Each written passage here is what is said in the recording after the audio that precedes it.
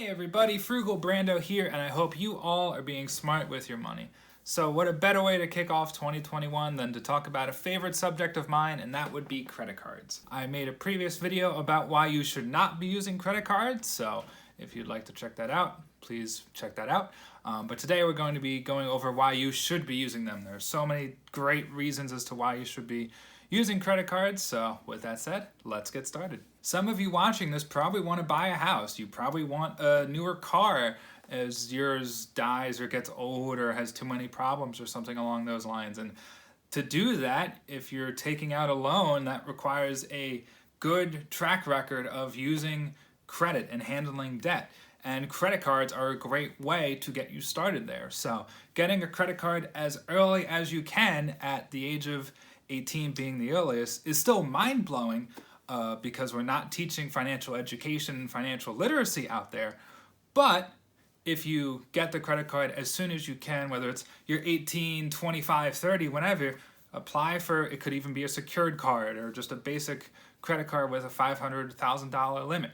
And we can talk plenty more about credit cards because I like those. So be subscribed, and I'm going to throw one of those plugs in there because this is such a good video for me. But if you want to see more videos about credit cards and how I have so many and love all of them. But if you don't have student loans or a car payment or anything else, getting a credit card is probably going to be the first start date of your credit history.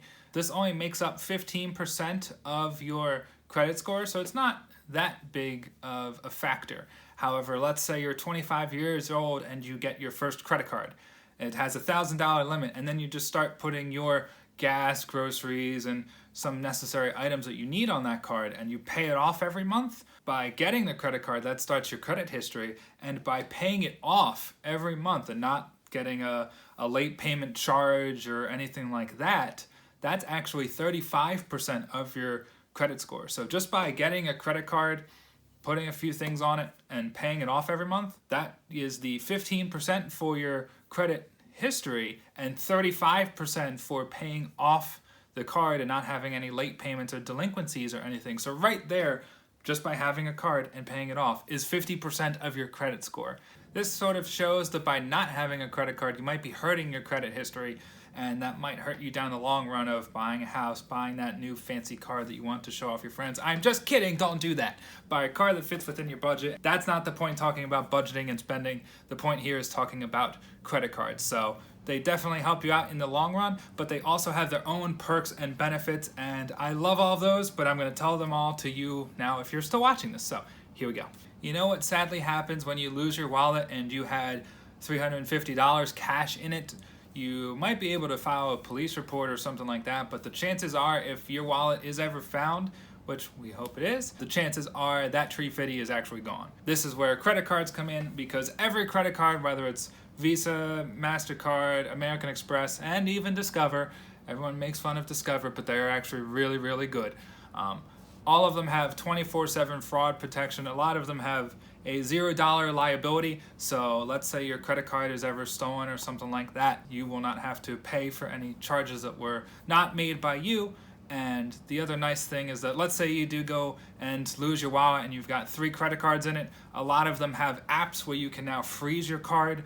Worst comes to worst, if you don't like using the apps, you could call them up, but this is just a really nice peace of mind knowing that, like, if my wallet is ever lost or something, I've just got to enter into about 3 or 4 apps, freeze all my cards, and hope I find it later. And for another benefit of credit cards, let's say you bought something in store or online with a debit card, and when you looked at the actual amount that was charged to your debit card, it was not the amount that you agreed to pay for. If you see that charge on your card, if you have a credit card, what's really nice, they will immediately credit you that amount until the dispute is finalized. So you get to submit all your work and prove that you are correct. However, during that time, you get the credit on your card, so you do not pay for that money. With a bank, they keep that charge on there, and you have to fight tooth and nail to try and prove that it's correct. So it is just nice knowing that you have the credit card company on your back. Another nice thing with this is, let's say it was some shady online retailer or something that you bought it from, your credit card company will also try and reach out to them to try and get a response of, here's the dispute that we have, yada yada. And sometimes if they do not even hear back from the company, they will just win the dispute in your favor. So this is just really nice having the big dogs on your side when it comes to having a disputed charge or something like that. Now this next perk is a really cool one, and it is another nice to have in your pocket if you do ever need it, but you will want to check on your credit card to see if they actually offer this perk. I have some that do and some that say nothing about it. Some that also provide it up to different limits, but we're going to be talking about purchase protection here. Let's say you just bought a new laptop for $700 and sadly a month or two later it accidentally got dropped and the screen cracked, or say it was even stolen. Well, with my American Express card for covered purchases for 90 days, they will actually reimburse you up to $1,000. It sucks that it was stolen or damaged, but this is a great thing to put on, let's say, any of my big purchases of if I need a new laptop or a new phone or iPad, TV, something like that, and I don't want to buy an extended warranty. Put it on the Amex card, and if something does sadly happen within the first 3 months, it's like having a little tiny warranty inside there. Now, there are some exclusions to this. Would be good to read that through for any of your credit cards. I've read through mine. Really, it's just like new electronics and a few other new items that it'll work on, but still another nice to have.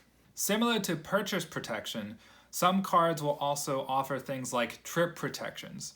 Now, this is really common when you get into the travel credit cards. Those sometimes can have big annual fees, but they give you so many perks of different lounge access and redeeming. And when you sign up bonus for 50,000 points, which is like $3,000 and all that crazy stuff. I haven't done any of that. Obviously, with a pandemic, I haven't been traveling much. I'm here in my basement filming videos for YouTube. I don't know why I put that in the video. I guess I'm going to keep it. But anyway, certain cards will offer trip protection. So my Chase credit card, for example, will actually give me $1,500 per individual and up to $6,000 for family if I booked something on there and there was a qualified emergency and I was no longer able to make that trip.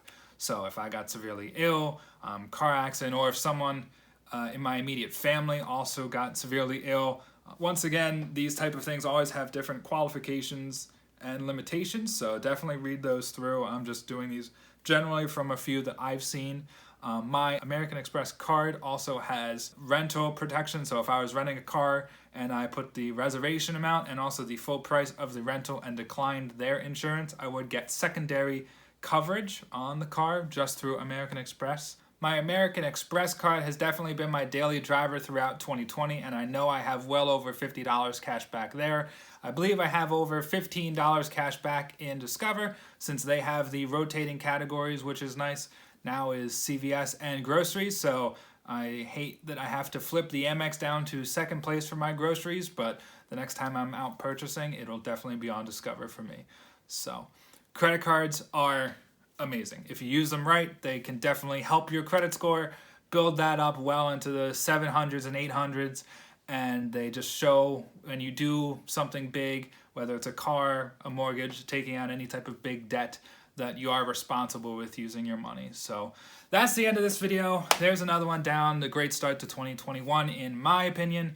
Let me know in the comments below what you thought of this video, what you want me to do next. I've got still ideas for savings and investing videos coming, so please give me more ideas if you'd like that. Speaking of liking that, please give me one of these, but I'd be okay with one of these as well. That's all what you'd like to do. Hit the subscribe button, all of that fun YouTuber stuff that I always love talking about and just become rambling about. So with that said, be smart with your money.